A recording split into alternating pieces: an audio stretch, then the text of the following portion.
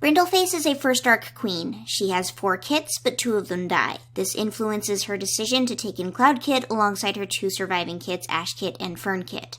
Brindleface's kits, in the texts, never have a mentioned father. This isn't even unique to her. Frostfur's kits, for example, never have a father mentioned until the very recent book, Blackfoot's Reckoning, and that's like a more than 15-year gap. Despite her having a whole bundle of them even.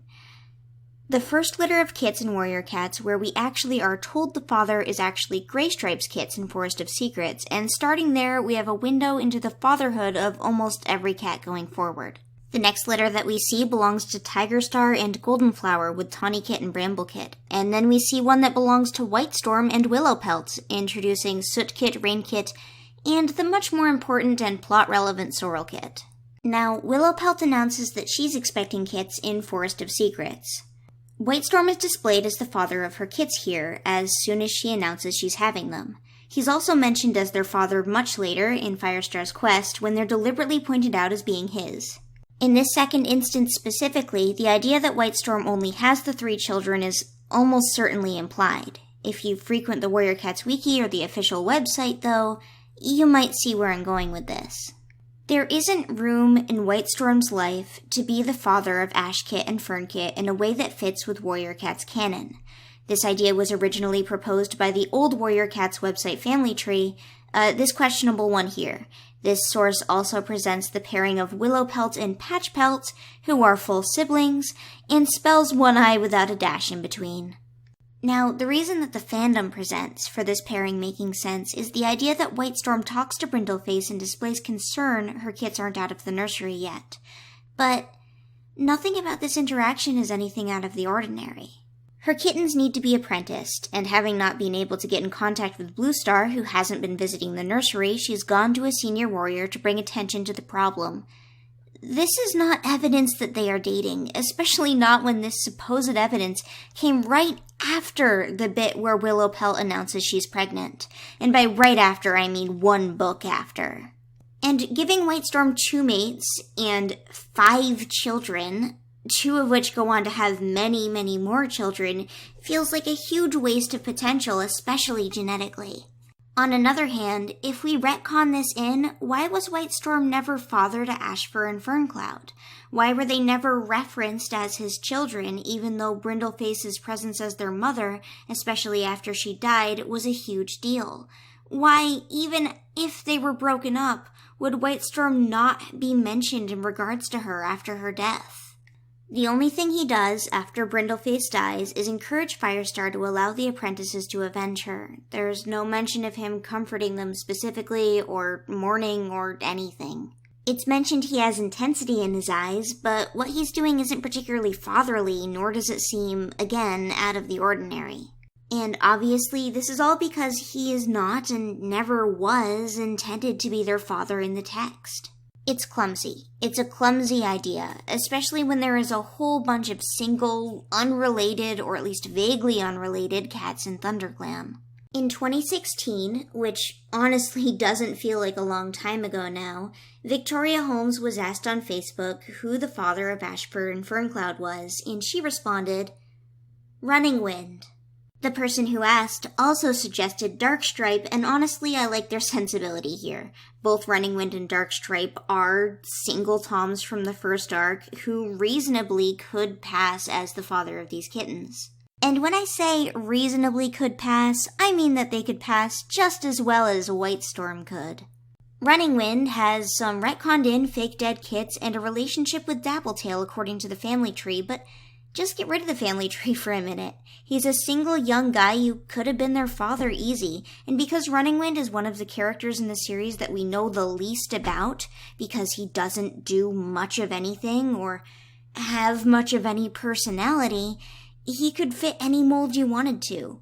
To be fair, he greets the same problem where nobody is mourning him properly to line up here, but that's going to be a problem with any of these cats because it's a retcon. Brindleface really never had a mate and never was intended to have one. Darkstripe is an option that doesn't have much genetic appeal, as via the family tree his children would still be related to Willowpelts, although not quite as horribly closely.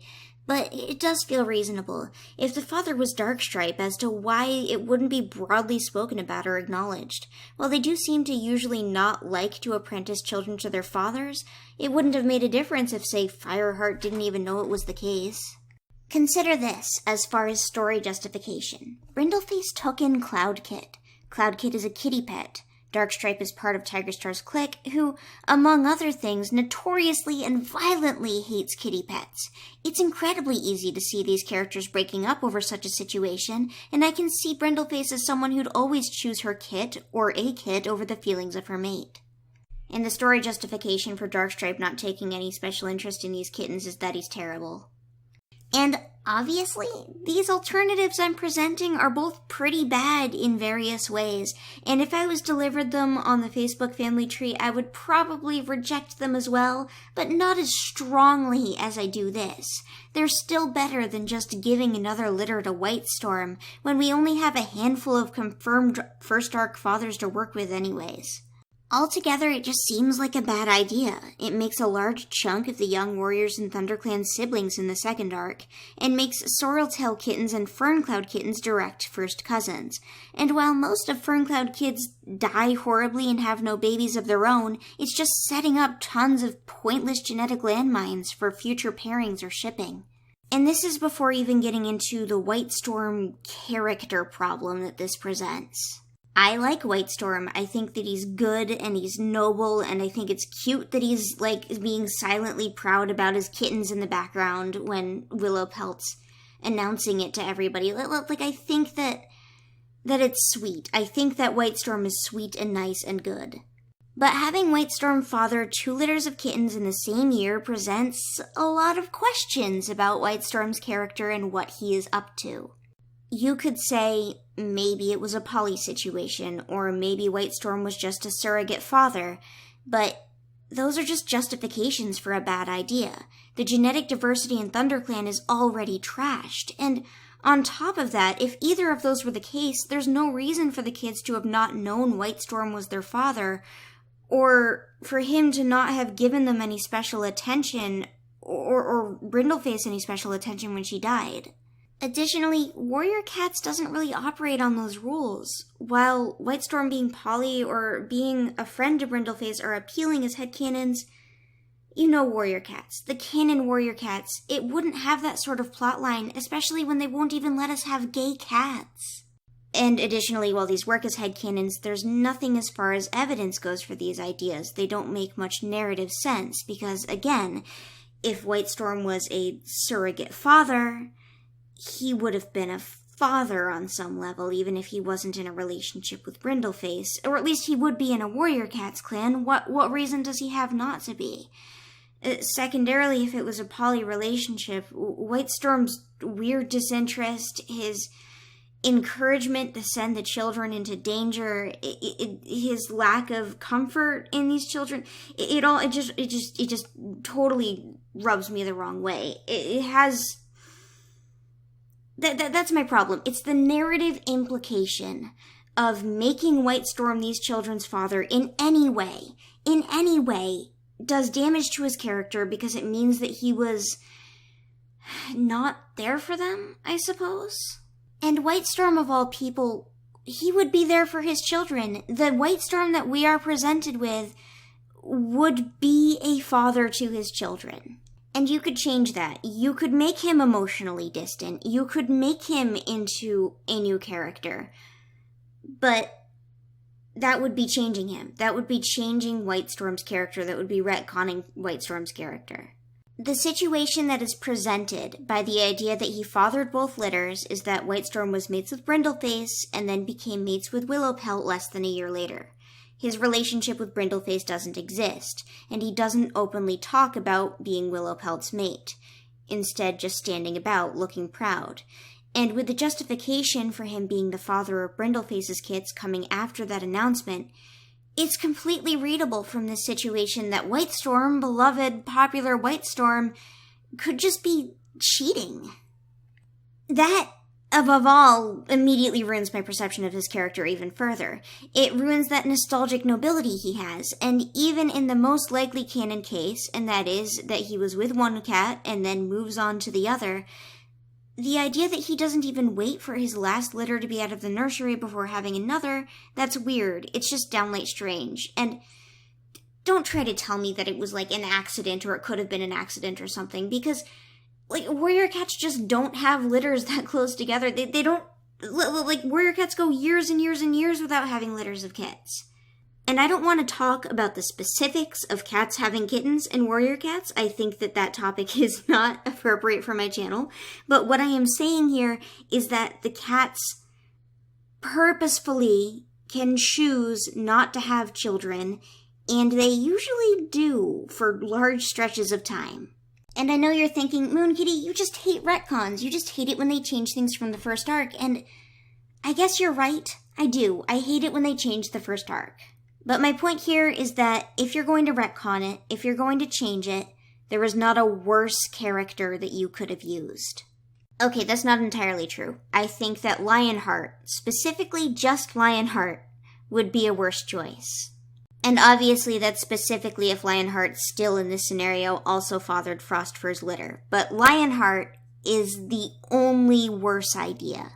Redtail, had he lived, a better option. He didn't live long enough to father the kids, though. Tiger Star's also a better option. Everything could just be explained by the fact that he's evil, lol. Longtail is her brother, so he's not on the table. And like I said before, I think both Running Wind and Darkstripe are better ideas. Overall, my big problem here is that I don't want the first arc cats to be recontextualized. I want them to stay in the first arc and be as good as they ever were. Ferncloud and Ashfur never had a father. They just didn't. Within the story, there is not a father mentioned, and they don't need one. They don't need to be given one. We don't need to know, even. He could be a kitty pet. He could be anybody, and I don't care, because if we leave this alone and we don't try to force weird situations that were never the case in the original story, then we're not accidentally changing things about the characters that we already have. I know as well some subsections of the fandom like the idea because it makes Thistleclaw into Ashfur's grandfather, and I don't like the implication that evilness is genetic. I don't think that's an, oh, this makes so much sense moment. I think that's an, oh, I don't like that moment on top of everything. Recent flashback, novellas, and super editions have been kind of confirming family tree stuff willy-nilly. In Greystripe's Vow, Greystripe thinks idly about how Willowpelt was his mother. The same Willowpelt who was said to be his mother in that old family tree where his father was Patchpelt, her brother. The same Willowpelt who was having Whitestorm's 3 kittens in Forest of Secrets. On the new Warrior Cat's family tree, she's shown to be his mother, but there's no father listed. The same source also gives us Darkstripe as her kit, presumably from an even older litter than Greystripe. Was Whitestorm the father of all of these 3 litters? I honestly can't even fathom what kind of implications that would have. But my biggest worry with this point isn't that they're going to confirm that Whitestorm fathered Darkstripe and Greystripe, because who cares at this point? Like, there's already 5 cats directly fathered by Whitestorm. What's 2 more? What's like an entire generation more cats being fathered by Whitestorm? What's him being the father of every single cat in ThunderClan? What does it matter? If there's already so little care in place that they would do this, like, who cares? Who cares if he's the father of Greystripe and Darkstripe, because it's already bad. But my worry here is that with what they've been doing in Blackfoot's Reckoning and Greystripe's Vow, is that they're going to have a new book from the perspective of some flashback character, and that flashback character is going to go, there's Whitestorm ignoring his children again. I really wish he would stop doing that. Or something like that. Do you know what I mean? Like, I'm worried that they are going to take this character and they are going to canonize this weird non-relationship between him and his children. And the reason I care so much more about this happening to Whitestorm than I do it happening a character like Lionheart or a character like Willowpelt or Frostfur is because Whitestorm is a character. Whitestorm has a personality. You can do anything with Willowpelt. You can do anything at all with Lionheart. But you can't do anything with Whitestorm because he's a person and he's a presence. And if you have a reason for liking this, if you think they're cute all in a relationship together, if you think it's cute if he was a surrogate, if any of that, it's fine. It's okay. You can like this. I just don't because I'm worried about what canon will do to it. And just as a side note, because I know some people are going to bring it up, both the situation with Pool Cloud and Toadskip and Nettle Spot, both the situation with those three cats and the situation with Floss, Smokey, and Daisy are treated really negatively by the narrative. In the first case, the cats are, literally cursing each other out, basically. And the Daisy, Smokey, Floss thing is just strange. Like, even though Daisy has had his kittens more recently than Floss has, Smokey is undeniably closer with Floss. And on top of that, despite being the father of these kittens, in the back half of the new prophecy, Smokey is only mentioned a handful of times. And to just contradict the Daisy book a little bit, Smokey's the one who encourages Daisy to leave the second time. So, there are negative connotations going on with both of those relationships, so I really just don't see them as positive representation. Additionally, seeing as the Pool Nettle Toad situation isn't really... It's almost definitely not intended to be. These cats are still together. It's one cat going, hey, when I was his mate, I wasn't a jerk. But my point is this. I want the past to be left alone. I want the characters of the past to be left alone. I don't want new details that recontextualize their relationships with each other. I just want them to exist the way they have been existing. And let's move on to new characters.